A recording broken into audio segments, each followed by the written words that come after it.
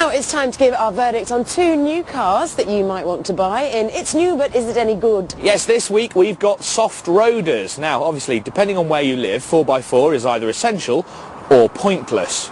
If you live in a city, it's obviously essential to help you deal with the speed bumps. Indeed, and if you live in the country, of course you can do without it. Anyway, here we have the Volkswagen Tiguan in mid-range diesel spec. It's about £21,800. Tiguan, incidentally, it's a mixture of Tiger and Iguana, obviously designed to help you deal with the urban jungle. Smooth. Now this is the Kia Sportage. It has less kudos, but it's yours for a lot less cash, and for similar spec costs £17,695. I am actually quite intrigued to figure out where this VW can justify an extra £4,000. I suspect it's got quite a lot to do with image, quite a lot to do with the fact that it's German, but there are other bits. You know, if you get inside here, this feels really well designed. Everything you touch just feels right. Also, little things. I know we always talk about damp grab handles, but it does give you a warm feeling about the rest of the engineering you can't see. Yeah, fair comment. Now, before I even get into the Kia, I'm going to give it one brownie point for having a split tailgate, which means when you've got just a couple of bags, it's really easy to pick them up, plonk them in without having to pull the whole boot lid open.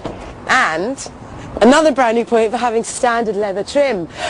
Leather in your car costs an extra £1,450. Who needs leather when you've got practicality? In the back here I've got a sliding bench that lets you choose between your kids and shopping, and also I can tow 2.5 tonnes, which makes this the gutsiest car in class. Alright then, without a trailer, shall we whip them around the block?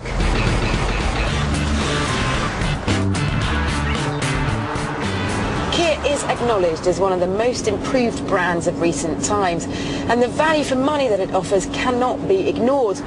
The steering is on the heavy side and it doesn't turn as smoothly as the Volkswagen. The handling isn't as pert either, but you do get a reasonably comfortable ride so long as you avoid the potholes. Keep the turbo diesel engine in its power band, and it has enough power and torque to get to 62 miles an hour in 12 seconds and go on to 110. My biggest beef though is the way the car looks, as though it has driven straight through a car accessory shop and picked up all the plastic bits en route. It may be cheaper than the Tiguan, but it looks it. Here we are in the Tiguan, and it's a nice little sanctuary of calm. Everything you touch, everything you feel or see just feels like nice, solid Volkswagen product. In this one, we've got one of the new 2-litre turbo diesel engines. You can get two flavours, 140 horsepower and one at 170. We've got the 140 horsepower version here, and it's a little gem. It doesn't pull the rubber off the wheels, but it goes really well. 0 to 60 in 10.5 seconds, runs on to 115 miles an hour, and it'll actually do just over 39 miles per gallon. On the go, it's quite firm. The damping's good though, so it doesn't jar and it doesn't knock your teeth out, but you will notice ridges and bumps. It's not something that you take great joy in driving, but it is very, very competent.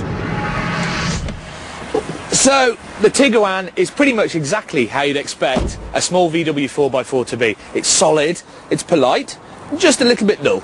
Okay, well the Kia is competent, but it is no class leader. However, it does cost £17,695.